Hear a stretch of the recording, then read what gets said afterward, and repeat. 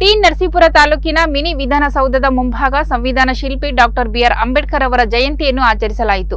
ಈ ಸಂದರ್ಭದಲ್ಲಿ ವಾಟಾಳು ಶ್ರೀ ಸಿದ್ದಲಿಂಗ ಸೇವಾಚಾರ್ಯ ಸ್ವಾಮೀಜಿ ಮತ್ತು ಡಿಎಸ್ಎಸ್ ಸಂಚಾಲಕ ಆಲೂಗುಡು ಉಮಾ ಮಹಾದೇವರವರು ಡಾಕ್ಟರ್ ಬಿಆರ್ ಅಂಬೇಡ್ಕರ್ ಅವರ ಪುತ್ಥಳಿಗೆ ಮಾಲಾರ್ಪಣೆ ಮಾಡಿ ಮಾತನಾಡಿದವರು, ನಮ್ಮ ದೇಶಕ್ಕೆ ಎಲ್ಲರೂ ಸುಭಿಕ್ಷೆಯಿಂದ ಬಾಳಲು ಸರ್ವರಿಗೂ ಸಮಪಾಲು ಸರ್ವರಿಗೂ ಸಮಬಾಳು ಎಂದು ಸಂವಿಧಾನ ಎಂಬ ಪವಿತ್ರ ಗ್ರಂಥವನ್ನು ಸಮರ್ಪಣೆ ಮಾಡಿದ್ದಾರೆ. ಅವರು ಒಂದು ವರ್ಗಕ್ಕೆ ಸೀಮಿತವಲ್ಲ, ಅವರು ವಿಶ್ವದ ಮಹಾನ್ ನಾಯಕ, ಮಹಾನ್ ಚೇತನ. ಅವರ ಮಾರ್ಗದರ್ಶನದ ಹಾದಿಯಲ್ಲಿ ನಾವೆಲ್ಲ ನಡೆಯೋಣ ಎಂದು ಹೇಳಿದರು.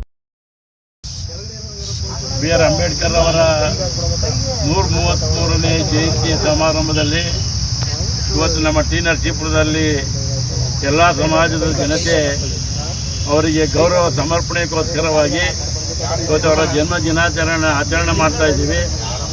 ಬಹುಶಃ ಭಾರತ ರತ್ನ ಪದವಿಯನ್ನು ಪಡೆದಂಥ ನಮ್ಮ ಅಂಬೇಡ್ಕರ್ ಅವರು ಅವರ ಬಗ್ಗೆ ಮಾತನಾಡಬೇಕು ಅಂತಂದರೆ ಜಾತಿ ಮತ ಭೇದವಿಲ್ಲದೆ ಎಲ್ಲರೂ ಸಮಾನತೆಯಿಂದ ಇರಬೇಕು, ಎಲ್ಲರೂ ಒಂದೇ ಭಾವನೆಯಿಂದ ಇರಬೇಕು ಅನ್ನೋ ರೀತಿಯಲ್ಲಿ ನಮ್ಮ ಸಂವಿಧಾನವನ್ನು ತಿದ್ದುಪಡಿ ಮಾಡಿದಂಥ ಬಿ ಆರ್ ಅಂಬೇಡ್ಕರ್ ಅವರನ್ನು ನಾನು ಬಹಳ ಮುಖ್ಯ ಅನ್ನೋ ಮಾತನ್ನು ಈ ಸಂದರ್ಭದಲ್ಲಿ ಇಷ್ಟಪಡ್ತಾ ಇದ್ದೀನಿ.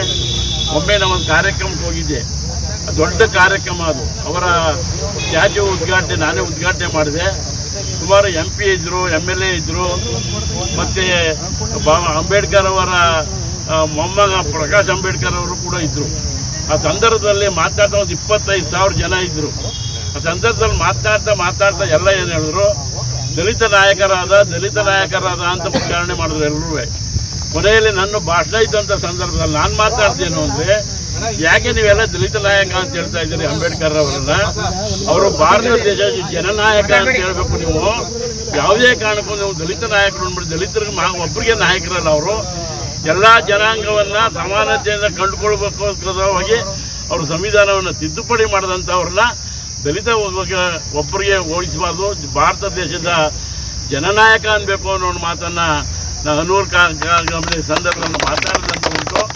ಆ ರೀತಿಯಾಗಿ ಬಹುಶಃ ಅಂಬೇಡ್ಕರ್ ಅವರ ಬಗ್ಗೆ ಎಲ್ಲರೂ ಕೂಡ, ಅದು ಒಂದು ಜಾತಿ ಇದಲ್ಲ, ಎಲ್ಲರೂ ಕೂಡ ಪ್ರೀತಿಸಬೇಕಾದ ಜಾತಿಗೆ ಅಂದರೆ ಎಲ್ಲ ದೀನ ದಲಿತ ಬಡವ ಬಲ್ಲಿದ ಎಲ್ಲರೂ ಸಮಾನತೆಯಿಂದ ಇರಬೇಕು ಅಂತ ಮಾಡಿದ್ರೆ ವಿನ ಸಂವಿಧಾನವನ್ನು ಒಂದು ವರ್ಗಕ್ಕಾಗಿ ಅವರು ಸಂವಿಧಾನವನ್ನು ತಿದ್ದುಪಡಿ ಮಾಡಲಿಲ್ಲ ಅನ್ನೋ ಮಾತನ್ನು ಈ ಸಂದರ್ಭದಲ್ಲಿ ಇಚ್ಛೆಪಡ್ತಾ ಇದ್ದೀನಿ. ಬಹುಶಃ ಎಲ್ಲ ಕಡೆಯೂ ಕೂಡ ಅಂಬೇಡ್ಕರ್ ಅವರ ಭಾವಚಿತ್ರವನ್ನು ಮಾಡಿ ಬಹುಶಃ ನನಗೆ ಒಂದು ಸಂದರ್ಭದಲ್ಲಿ ಹೇಳಕ್ಕೆ ಇಚ್ಛೆಪಡ್ತಾ ಇದ್ದೀನಿ. ನಮ್ಮ ಪಕ್ಕದ ಗ್ರಾಮ ಕರೋಟಿ ಗ್ರಾಮ ಇದೆ. ಆ ಕರೋಟಿ ಗ್ರಾಮದಲ್ಲಿ ಯಾವ ಹಬ್ಬ ಹರಿದಿನಗಳಾಗಲಿ ಇನ್ಯಾವುದೇ ಆಗಲಿ ಯಾವಾಗಲೂ ಹೂನಾರ ದೀಪ ಹಚ್ಚಿ ಇರ್ತಾರಲ್ಲಿ. ಬಹುಶಃ ಅವ್ರಿಗೆ ಏನಿದೆ ಅಂದರೆ ಯಾವ ದೇವರಿಲ್ಲ, ನಮ್ಮ ಅಂಬೇಡ್ಕರ್ ದೇವರು ಅನ್ನೋ ಭಾವನೆಯಿಂದ ಅವರು ಗ್ರಾಮದವ್ರು ಮಾಡ್ತಾ ಇದ್ದಾರೆ. ಬಹುಶಃ ನಾನು ಬೋದಾಗ ಬಂದಲ್ಲೆಲ್ಲ ನೋಡ್ತಾ ಇರ್ತೀನಿ.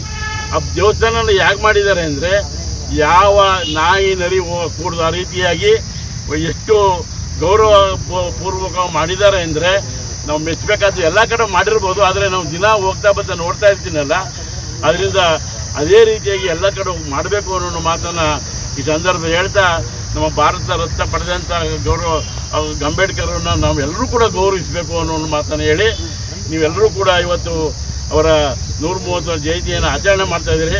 ಭಾಳ ಸಂತೋಷ ಆಗ್ತಾಯಿದೆ ಅನ್ನೋ ಮಾತನ್ನು ಹೇಳಿ, ನೀತಿ ನಿಯಮ ಅವರ ಸಂವಿಧಾನ ಎಲ್ಲವನ್ನೂ ನಾವು ಆಚರಿಸೋಣ ಅಂತೇಳಿ ನನ್ನ ಮಾತು ಮುಗಿಸ್ತೇನೆ.